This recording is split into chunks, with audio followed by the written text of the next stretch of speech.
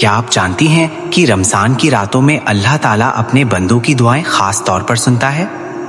अब सवाल ये है कि क्या औरतों को तरावी पढ़ने के लिए मस्जिद जाना चाहिए या घर में पढ़ना बेहतर है, और क्या घर में पढ़ने से उतना ही सवाब मिलेगा जितना मस्जिद में मिलता है।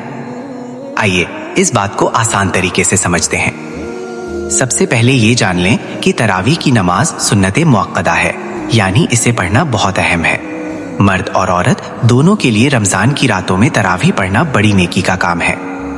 हदीस में आता है कि जो व्यक्ति ईमान और सवाब की नीयत से रमजान की रातों में क़ियाम करता है, उसके पिछले गुनाह माफ कर दिए जाते हैं।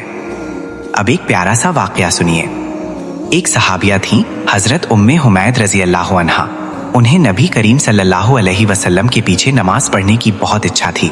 वो नबी सल्लल्लाहु अलैहि वसल्लम के पास आईं और कहा, या रसूल अल्लाह, मुझे आपके पीछे मस्जिद में नमाज पढ़ने का बहुत शौक है। नबी सल्लल्लाहु अलैहि वसल्लम ने फरमाया, मुझे तुम्हारा शौक मालूम है, लेकिन तुम्हारा अपने कमरे में नमाज पढ़ना घर के आंगन में पढ़ने से बेहतर है, और घर के आंगन में पढ़ना मस्जिद में पढ़ने से बेहतर है। इस हदीस से ये बात समझ में आती है कि औरत के लिए घर में नमाज पढ़ना ज्यादा बेहतर माना गया है। जितनी ज्यादा पर्दे वाली जगह होगी उतना ही बेहतर है। लेकिन अगर कोई औरत मस्जिद जाना चाहती है और वहां शरई तरीके से इंतजाम हो तो जाना भी जायज है, इस्लाम ने रोका नहीं है। अब तरावी पढ़ने का आसान तरीका भी जान लीजिए। ईशा की फर्ज और सुन्नत नमाज के बाद तरावी पढ़ी जाती है।